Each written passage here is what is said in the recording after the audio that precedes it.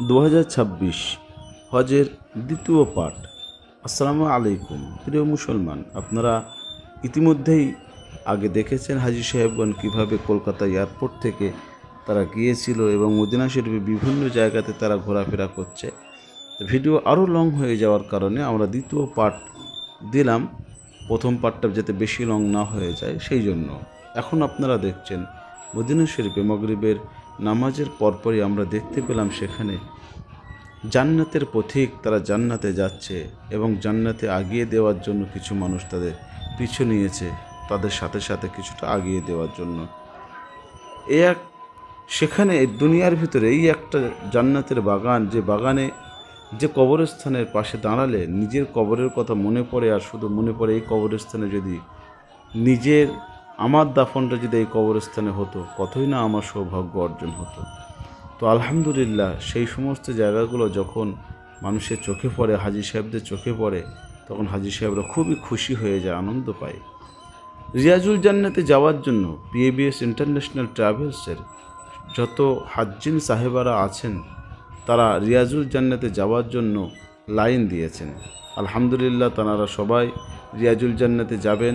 আজকের সেই দিন তার রিয়াজুল জান্নাতে যাচ্ছে। প্রচুর মানুষের আশা থাকে দুনিয়ার মধ্যে রিয়াজুল জান্নাত, এই রিয়াজুল জান্নাতে যাওয়ার জন্য অনেক কাগজপত্র লাগে এবং এতটা পথ অতিক্রম করে যেতে হয়। সেই রিয়াজুল জান্নাতে একবার ঢোকার জন্য বহু মানুষ অপেক্ষায় থাকে। তা আলহামদুলিল্লাহ, সমস্ত হাজ্জিন সাহেবারা তারা সবাই দাঁড়িয়ে আছে, তারা সেই জায়গাতে যাওয়ার জন্য। খুবই ভালো লাগার মতো একটা দৃশ্য, প্রচুর হাজী সাহেবদের সেখানে আছে। হ্যাঁ, এবং সবার সঙ্গে কম বেশি কথা বললাম, তারা সবাই খুশি এবং আপ্লুত। আমাদের হজ ইন্সপেক্টর খুবই ভালো মানুষ, উনি খুব পরিষেবা ভালো দিচ্ছেন উনি। তারপরের দিনে আমরা বার হয়েছিলাম, বদরের প্রান্তরে গিয়েছিলাম। বদরের প্রান্তরে গিয়ে আমাদের সম্মুখে যে পাহাড়টা দেখছেন, বালির পাহাড়, এটাকে বলা হয় জাবলে মালাইকা পাহাড়। বদরের যে যুদ্ধ হয়েছিল, বদরের যুদ্ধে 17ই রমজান মুসলমানদের পক্ষে ছিল 313 জন এবং কুফারে কুরাইশদের পক্ষে ছিল 1000 বাহিনী এবং সশস্ত্র সহ তারা সেখানে উপস্থিত ছিল। মুসলমানদের নেতৃত্বে ছিল আমার রাসূলুল্লাহ এবং কুফারে কুরাইশদের নেতৃত্ব দিচ্ছিলেন আবু জেহেল। তা আল্লাহ পাক রব্বুল আলামিনের মদত এসেছিল বদরের জমিনে। রমজান শরীফের মাস ছিল, রোজা অবস্থায় হাজী সাহেব আপনার সাহাবায়ে কেরাম রাদিয়াল্লাহু তাআলা আলাইহিম আজমাইন তানারা যুদ্ধে অংশগ্রহণ করলেন এবং আল্লাহ হুকুমে এই বদরের প্রান্তরে যুদ্ধে 2বার ফারিস্তারা নাজিল হয়েছিল। যে পাহাড়ের উপরে ফারিস্তা নাজিল হয়েছিল সেই পাহাড়টাকে বলা হয় জাবলে মালাইকা পাহাড়। সেই পাহাড়, সেই জাবলে মালাইকা পাহাড়ের ধারে হাজী সাহেবদের নিয়ে আসতে পেরেছি। হাজী সাহেবরা দেখে খুবই খুশি, আনন্দিত যে সেই জায়গাটা আসতে পারি। জাবলে মালাইকা পাহাড়ের পাশে একটি রিসোর্ট আছে, যে রিসোর্টটাই সন্ধ্যার পরে এই জায়গাটা একটা আলিশান রিসোর্টে পরিণত হয়। আপনি দেখলেই বুঝতে পারবেন, এখানে একটা স্টেজ করা আছে এবং স্টেজের সামনে কিছু চেয়ার টাইপের করা আছে এবং এর উপরে ছাতা মতো খাটানো আছে। এখানে টিকিট সিস্টেম হয় কি হয় জানি না, তবে এই জায়গাটায় একটা সৌদি আরবদের যে রিসোর্ট এবং এখানে এসে তারা নৃত্য করে, নাচ করে, গান করে কিংবা বেলি ড্যান্স, এই সমস্ত জিনিসগুলো এরা করতে পারে। এবং রিসোর্ট এর ভিতরে ছোট ছোট রুম আছে এবং দূরে পাহাড়ের গা বয়ে তারা গাড়ি নিয়ে পাহাড়ের উপর দিয়ে চড়ে, তার একটা নিশানা দেখতে পাচ্ছেন। এবং এই যে রুমগুলো আছে, এই রুমগুলো খুবই আলিশান রুম, দেখে মাটির মনে হবে, দেখে খেজুর পাতার ছাও মনে হবে, কিন্তু এই বিল্ডিংগুলো, এই রুমগুলো খুবই উন্নত মানের রুম। ভিতরে এসি লাগানো আছে, রিসোর্ট যেমন হয় সেই রিসোর্টের মতো। খুব সুন্দর জায়গা, সুন্দর পরিবেশ, সুন্দর আওতা এবং সন্ধ্যা হওয়ার সাথে সাথে এখানকার লাইট জ্বলে ওঠে। যারা এখানে যাবে, যারা এখানে কোনো দিন না গেলে বোঝা যাবে না যে সন্ধ্যার পরটা এখানকার পরিবেশটা কেমন হয়ে ওঠে। সন্ধ্যার পরে বা সন্ধ্যার বৈকালের দিক থেকে শুরু হয়। সৌদিরা গাড়ি নিয়ে এই পাহাড়ের উপরে চড়ে, অনেকেই পাহাড়ের উপর পর্যন্ত ওঠে। তো সেই জায়গা এখানে আমরা দেখতে পাচ্ছি। তো জাবলে মালায়েকা পাহাড়, এই পাহাড়ে ফারিস্তারা নাজিল হয়েছিল যারা বদর প্রান্তরে সাহাবীদের সঙ্গ দিয়েছিল, এবং এই যুদ্ধে মুসলমানদের সেনাপতি হিসেবে আল্লাহ রসুল নিজে তিনি দায়িত্ব নিয়ে নিজে আল্লাহ রসুল সেখানে পরিচালনা করেছিলেন, যুদ্ধের পরিচালনা। এখানে আমরা কম বেশি সবাই জানি যে আবু জেহেলের দশা কী হয়েছিল। আবু জেহেল এখানে শেষ নিঃশ্বাস ত্যাগ করে এখানে, এবং জাহান্নামী হয়ে যায়, শেষ জীবনের মতো জাহান্নামী হয়ে যায়। এবং আবু জেহেলকে মেরেছিল দুই ভাই, ছোট ছোট বাচ্চা দুইখানা, একটা 8 বছর একটা 12 বছরের। সে ওয়াকিয়া আমরা কম বেশি সবাই জানি। তো এই জায়গায় ফারিস্তারা নাজিল হয়েছিল। হ্যাঁ, ফারিস্তারা নিচে নেমেছিল, মুসলমানদের সাথ দিয়েছিল। এই বদর ফ্লাইং ক্লাব, এই ফ্লাইং ক্লাবের অন্তর্গত এই রিসোর্টে সন্ধ্যার পরে বিভিন্ন উৎসব এর মধ্যে দেখা যায়। জানি না এরা কেন কী কারণে করে রেখেছে, কীভাবেই বা তারা এখানে আনন্দ উৎসব করে, সে ওটা নিয়ে মূল বিষয় নয়। মূল বিষয় হলো আমরা বদরের প্রান্তরে আমরা এসেছি, হাজী সাহেবগণ এসেছেন, তারা দেখলেন, দেখে হাজী সাহেবগণ খুবই খুশি, হ্যাঁ, আপ্লুত, তারা সবাই আনন্দিত যে এত সুন্দর জায়গা আমরা দেখতে পেলাম। সৌদি আরবে মরুভূমির ভিতরেও এত সুন্দর একটা পরিবেশ থাকতে পারে, এই জায়গায় তারা অভিজ্ঞতা অনেকটা পেল। তো আমরা এখান থেকে হাজী সাহেবদেরকে নিয়ে সোজা চলে গেলাম যে জায়গাতে সোহাদায়ে বদর, যে সমস্ত সাহাবীরা শাহাদাত বরণ করেছিলেন, সেই সমস্ত সাহাবীদের মাজার মুকাদ্দাস জিয়ারাত করলাম। জিয়ারাত করার পরে সেখানে প্রাণ ভরে আমরা দোয়া করলাম। সকলে হাজী সাহেব কেঁদে কেঁদে সবাই দোয়া করলেন। সেই সিনগুলো তো আমরা দিতে পারি না, ইবাদতের সময় ছাড়া বাকি টাইমটা আমরা যতটুকু সেই সোহাদায়ে বদর, যে সমস্ত সাহাবীরা শাহাদাত বরণ করেছিলেন তাদের মাজার, তাদের কবর এর মধ্যে রাখা আছে, এর মধ্যেই তাদের সেই সমস্ত কবরগুলো আছে। এবং এখন এর ভিতরে এখন অন্যান্য কবরও দেওয়া হয়, এখানে সাধারণ মানুষের কবরও এখানে দেওয়া হয়।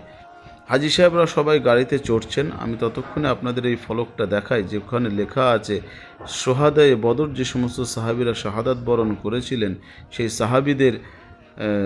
সেই সমস্ত সাহাবীদের নামগুলো সেখানে লেখা আছে।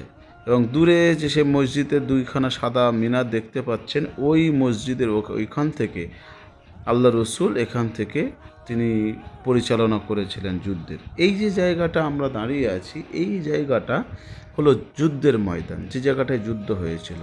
এবং আবু জেহেল যে এখানে জাহান্নামী হয়ে গিয়েছিল, আবু জেহেল মারা গিয়েছিল, সেই আবু জেহেলের দেহটা এখানে একটা কুয়া আছে, ওই কুয়োর মধ্যে ফেলে দেওয়া হয়, এবং এটাকে লানত কুয়া বলা হয়, লানত কুয়া।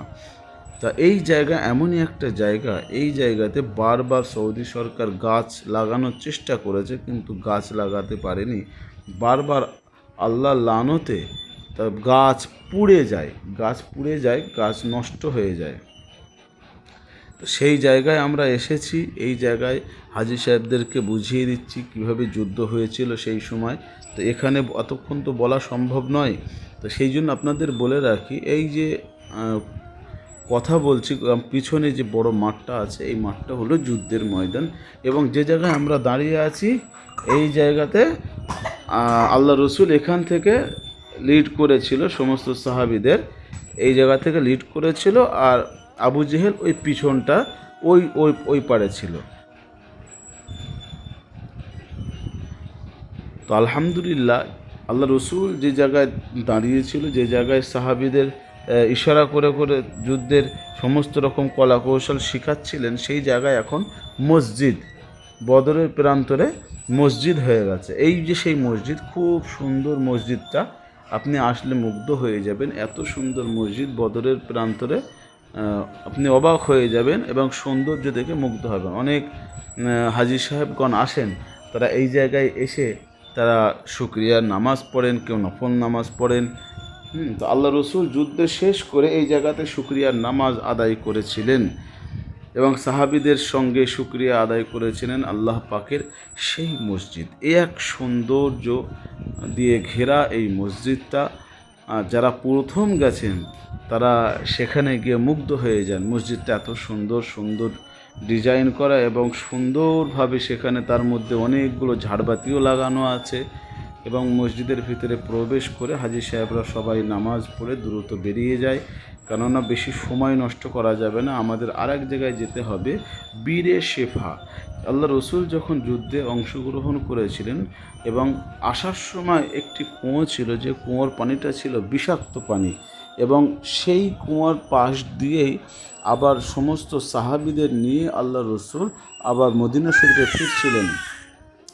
আল্লাহ রসুল মদিনা শরীফে ফিরছিলেন, ফেরার পথে সেই জায়গাতে গিয়ে আল্লাহ রসুল সাহাবীদের বললেন যে কুয়ো থেকে পানি উঠাও। তখন সাহাবীরা বলল যে এই কুয়োর পানি তো বিষাক্ত পানি, ইয়া রাসূলুল্লাহ আমরা খাবো কী করে? আল্লাহ রসুল সেই কুয়োর মধ্যে নিজের থুতু মুবারক, নিজের লালা মোবারক থুতু মোবারকটা সেই কুয়োর মধ্যে নিক্ষেপ করলেন, বললেন এইবার পানি উঠাও। তারপরে পানি ওঠানো হলো, সেই কুয়া পানি ওঠানো হলো, সেই পানিটা শিফা পানিতে পরিণত হয়ে গেল। সুবহানাল্লাহ, কত সুন্দর! আল্লাহ পাক রব্বুল আলামিন আল্লাহ রসুলের মুজিজা দিয়েছিলেন এবং সেই থেকে এই কুয়োর পানিটা শিফা পানিতে পরিণত হয়ে গেল। সেই থেকে এই কুয়োটাকে বলা হয় বীরে শিফা। এই বীরে শিফায় হাজী সাহেবরা সবাই আসলো, এখান থেকে পানি অনেকেই ঘরে নিয়ে যায়, অনেকে অল্প অল্প করে অন্তত বাড়িতে নিয়ে যায় শেফা পানি হিসাবে। আমিও নিয়ে এসেছিলাম, আলহামদুলিল্লাহ আমিও বাড়িতে নিয়ে এসেছি। এটা আল্লাহ রসুলের থুতু মোবারক এই কুয়ার মধ্যে আছে। তো আলহামদুলিল্লাহ সেই জায়গায় আমরাও এসেছি। এই যে কুয়োটা আছে, আগে শুধু নেট দেওয়া ছিল, এখন নেটের উপরে আবার কিছু একটা দিয়ে একটা পাতি দিয়ে, লোহার পাতি দিয়ে সেটাকে ঢেকে দিয়েছে। ওই কুয়া থেকে পানি মোটরের দ্বারা এই কুয়াতে আনা হচ্ছে, এই ট্যাঙ্কিতে এনে সমস্ত হাজিদেরকে বন্টন করা হয়। অনেক হাজি সাহেব এখানে এসে অজু করেন, অনেকে পানি খান, খুবই সুন্দর পানি, মিঠা পানি, এবং এই পানি খেলে আল্লাহ পাক রব্বুল আলামিন অনেক রোগ ভালো করে দেন, অনেক রোগ ভালো করে দেন। আল্লাহ পাক আমাদেরকে দেখা সৌভাগ্য অর্জন করেছে, আলহামদুলিল্লাহ। এখান থেকে আমরা আবার মদিনা শরীফে ফিরলাম। মদিনা শরীফে ফিরে আমার নবী পাক সাল্লাল্লাহু আলাইহি ওয়াসাল্লামের মাজার মুকাদ্দাসে সবুজ গম্বুজটা দূর থেকে দেখলেই হৃদয়টা ঠান্ডা হয়ে যায়। হাজার কষ্টের মধ্যেও যদি আপনি যখনই আসবেন, আল্লাহ রসুলের মাজার মুকাদ্দাসে সবুজ গম্বুজটা দূর থেকে দেখলেই আপনার হৃদয়টা ঠান্ডা হয়ে যাবে। মদিনা শরীফের পরিবেশের সঙ্গে তুলনা করা যায় না। বিশ্বে এমন কোনো পরিবেশ আছে বলে মনে হয় না।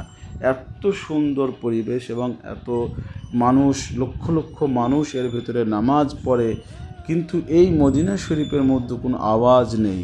সবাই ইবাদতে মগ্ন, সবাই ইবাদাতই করে যাচ্ছে, কোরআন তেলাওয়াত করে যাচ্ছে, জিকির আজগার করে যাচ্ছে, মোরাকাবা মুশাহাদা, কেউ নামাজ কালাম তসবিহ তেলাওয়াতের মধ্যেই মানুষ থাকে। সেই জায়গাতে আলহামদুলিল্লাহ আমরা এসেছি। আমরা জোহরের নামাজ পড়ে রিয়াজুল জান্নাতে আমরা যাব, সেই জন্য আমরা অপেক্ষা করছি, রিয়াজুল জান্নাতের দিকে যাচ্ছি। সেই সময়কার একটা এই ছোট্ট ভিডিওটা আমরা ধারণ করলাম। বাইরের চেহারাটা কত সুন্দর, বাইরের সৌন্দর্য, এই জায়গাটা ভালো লাগার মতো একটা দৃশ্য, এবং খুবই ভালো লাগবে যে আপনার হৃদয়ের ট্রিটমেন্ট হয়। অনেক রকম রোগের ট্রিটমেন্ট হয়, কিন্তু মনের রোগের কোনো ট্রিটমেন্ট হয় না। এই একটি জায়গা যেটা মদিনাতুল মুনাওয়ারা, এখানে আসলে আপনার মনের ট্রিটমেন্টটাও আল্লাহ পাক রব্বুল আলামিন করিয়ে দেন, আলহামদুলিল্লাহ। তো এখান থেকে আমরা রিয়াজুল জান্নাতের জন্য লাইন দিলাম। এবিএস ইন্টারন্যাশনাল ট্রাভেলসের প্রচুর হাজি সাহেব, তারা সকলে আজকে রিয়াজুল জান্নাতে যাবে। অনেক কিছু মানুষ তারা আসতে পারেনি, তারা এই জায়গায় উপস্থিত হতে পারেনি। তারপরেও আমরা এই সমস্ত হাজি সাহেবদেরকে নিয়ে আমরা রিয়াজুল জান্নাতে প্রবেশ করার সুযোগ অর্জন করতে পেরেছি। সবাই দাঁড়িয়ে আছে, কেননা রিয়াজুল জান্নাতে যাওয়ার জন্য এক্সট্রা আলাদা পারমিশন লাগে, যেটা নুসুকের পারমিশন, সেটা আমাদের ভিসা কোম্পানি প্রোভাইড করছে, এবং আমাদের হজ ইন্সপেক্টর তারা আমাদেরকে নিয়ে যাচ্ছে, একটা টাইম নির্ধারিত করে দেয়। সেই টাইমের মধ্যেই আপনাকে উপস্থিত হতে হবে, নচেত আপনার যখন তখন গেলে আপনি নুসুকের আন্ডার ছাড়া যখন তখন আপনি যদি যান, তাহলে আপনি রিয়াজুল জান্নাতে যেতে পারবেন না। আগে যেমন সিস্টেম ছিল, এখন আর সেই সিস্টেমটা নাই। তো প্রচুর হাজি সাহেব তারা অপেক্ষা করছেন এই জায়গায় যাওয়ার জন্য, রিয়াজুল জান্নাতে প্রবেশ করার জন্য।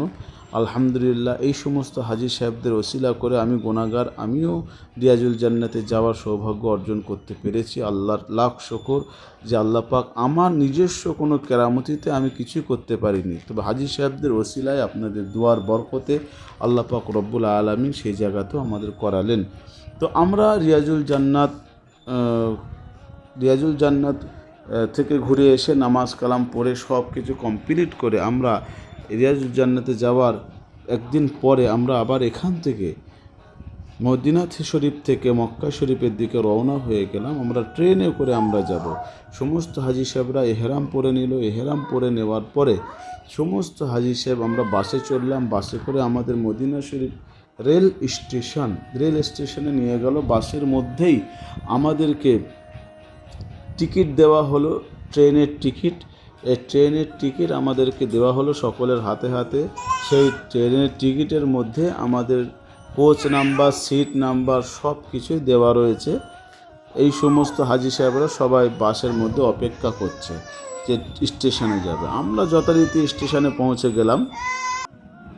সমস্ত হাজি সাহেবগণ মদিনাতুল মুনাওয়ারা থেকে মক্কা শরীফের উদ্দেশ্যে রওনা দিচ্ছেন।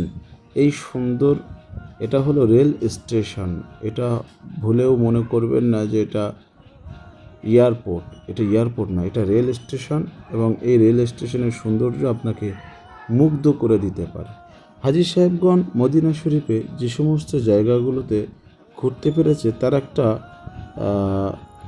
নমুনা আপনাদেরকে বলতে পারি। মদিনাতুল মুনাওয়ারা, মসজিদে নববী, মসজিদে গমামা, মসজিদে আবু বকর, মসজিদে আলী, মসজিদে উমর, মসজিদে উসমান, মসজিদে বিলাল, মসজিদে বুখারি, মসজিদে কুবা, মসজিদে আবুজার গফারি, মসজিদে জুমা, মসজিদে তুর্ক, মসজিদে কিবলাতাইন, জঙ্গে ওহদ, জঙ্গে খন্দক, ফাতেমার বাড়ি, সালমান ফার্সি রাদিয়াল্লাহু তাআলা খেজুরের বাগান, বীরে ফকিরি কুয়া যেটা ছিল, বীরে গার্স জান্নাতি কুয়া যেটার দ্বারা আল্লাহ রসুলকে গোসল দেওয়া হয়েছিল সেই কুয়া, বাবুসালাম, বাবে রহমাত, বাবে সিদ্দিক, হজরত আবু আইয়ুব আনসারি হুজুরের বাড়ি, মদিনা শরীফ মিউজিয়াম, জান্নাতুল বাকি, আরও অনেক জায়গা যেমন কোরআন কনফারেন্স, কোরআন ছাপাখানা যেটা, সেখানে অদিয়াজিন যাওয়া হয়েছিল, চীন পাহাড় যেখানে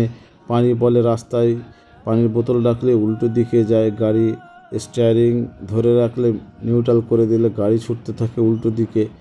তো সেই জায়গাতেও আমরা গিয়েছিলাম। বদরে গিয়েছিলাম, বীরে শেফা, বীরে রূহ, বীরে গওহার, এই সমস্ত জায়গাতে আমরা ঘুরেছিলাম। আরও বিভিন্ন আশেপাশে যে সমস্ত জায়গাগুলো আছে সেই জায়গাগুলো হাজি সাহেবগণ অনেকেই ঘুরেছেন। আমিও সাথে সাথে অনেককে নিয়ে ঘুরে বেরিয়েছি। আলহামদুলিল্লাহ মদিনা শরীফের সফরটাও খুব ভালো হয়েছিল এবং 40 ওয়াক্ত নামাজ মদিনা শরীফে আমরা আদায় করতে পেরেছিলাম। আলহামদুলিল্লাহ 40 ওয়াক্ত নামাজ আমাদের সকলেরই কম বেশি হয়েছিল। খুব দু একজনের হয়তো 40 ওয়াক্ত নামাজের ভেতরে একটু এদিক ওদিক হয়ে গিয়েছিল, কিন্তু বাকি সকলেরই নামাজ 40 ওয়াক্ত কভার হয়েছে আলহামদুলিল্লাহ। তারপরে আমরা এই রেল স্টেশন থেকে এখান থেকে আমরা বুলেট ট্রেন চড়ব। বুলেট ট্রেন চড়ে আমরা যাব মক্কাতুল মুকাররমা। সকল হাজি সাহেবগণ এহরাম পরে নিয়েছেন। জুলহুলাইফা মিকাত থেকে আমাদের হজ হচ্ছে। এই জুলহুলাইফা মিকাত যেখান থেকে আল্লাহ রসুল হজ আদায় করেছিলেন, সেই জুলহুলাইফা থেকে আমরা জুলহুলাইফার মিকাত থেকে আমরা হজ করার চেষ্টা করছি, হজ করতে পারছি, এটাই আলহামদুলিল্লাহ। এই যে সেই বুলেট ট্রেন আমাদের জন্য দাঁড়িয়ে আছে, এর পার ঘন্টায় 300 কিলোমিটার গতি দিয়ে এই ট্রেন চলে। তো আলহামদুলিল্লাহ এই ট্রেনও আমরা চড়তে পারছি। সমস্ত হাজি সাহেব সকলের হাতে টিকিট আছে, পাসপোর্ট আছে এবং সকলেই যাবে। আমি যে কোচটায় থাকবো 13 নম্বর কোচে আমি বসতে পারছি একদম শেষে। এই কোচটাতে আমি উঠব। আর তার পরই সমস্ত হাজি সাহেব এবং তারা উঠছে সেখানে, এক এক করে সবাই ট্রেনে উঠছে। প্লেনে যেমন পরিষেবা আছে, এখানে ট্রেনে সেম পরিষেবা পাওয়া যায়। এখানে এই বুলেট ট্রেনে মেট্রো ট্রেন বলে মেট্রো বলতে এটা বুলেট ট্রেনই। এবং এই জায়গাতে বাথরুমের সিস্টেমটাও প্লেনের মতো। সকল হাজি সাহেবগণ কীভাবে বসে আছে সবাই দেখেন, সামনে টেবিল আছে, সকলের কম বেশি সুন্দর বসার সিট আছে, সুন্দর সিট ব্যবস্থা। এবং এর ঘন্টায় 300 কিলোমিটার গতি দিয়ে যাবে, মাত্র 2 ঘন্টা সময় লাগবে মদিনা শরীফ থেকে মক্কা শরীফ পৌঁছাতে। খুব ভালো লাগার মতো একটা দৃশ্য এবং এ একটা অভিজ্ঞতা যে এমন ট্রেন, খুব সুন্দর ট্রেন এবং এদের পরিষেবা এত ভালো। সব যত হাজি সাহেব দেখছেন সব আমাদেরই হাজি সাহেব, PABS ইন্টারন্যাশনাল ট্রাভেলসের হাজি সাহেব, তারা সবাই বসেছে। বেশিরভাগ যত হাজি সাহেব আছে সব আমরাই আছি। আলহামদুলিল্লাহ, সব পরিচিত মুখ আপনারা দেখতে পাচ্ছেন। সকলে দোয়া করবেন যেন হাজি সাহেবদের শরীর আল্লাহ সুস্থ রেখে দেন। সকলেই দোয়া করবেন তারা সবাই যেন হায়াতে কিসমতে ইজ্জতে আবরুতে সবাইকে আল্লাহ ভালো রেখে দেয়। ট্রেন সবে ছাড়লো, ট্রেন ছাড়ার পরপরই আমরা সবাই কম বেশি দেখা সাক্ষাৎ করলাম অনেকের সঙ্গে। এবার গিয়ে আমি আমার সিটে বসে যাব। সিটে বসে আপনাদেরকে দেখাবো ট্রেনের গতি কেমন, স্পিড, সেই গতিটাও আপনাদেরকে দেখাবো। এই ট্রেনের বাথরুম, এটা যে দেখলেন ট্রেনের মধ্যে প্লেনের মতো বাথরুমের ব্যবস্থা।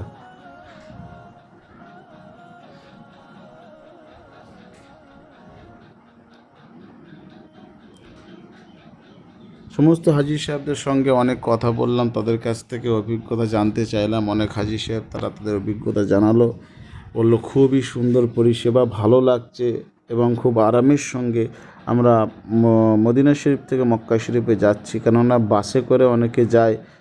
এই যে গতিবেগটা দেখেন, 296 গতি আছে, 297 আপনারা দেখতে পাবেন, 98, 298 হয়ে এই গতি যদি আমাদের একদিকে ভারতবর্ষের বুকে যে সমস্ত রেলপট্টিগুলো আছে এই পট্টিতে যাবে বলে মনে হয় না। তো 300 ক্রস হয়ে গেল, 300 ক্রস হয়ে গেল, আবার 97, 98 কম বেশি এরকম হতে হতেই আমরা খুব দ্রুতই 2 ঘন্টার মধ্যে আমরা মক্কা শরীফে পৌঁছে যাই। এবং মক্কা শরীফের এই রেল স্টেশনটাও দেখার মতো সুন্দর ছিল।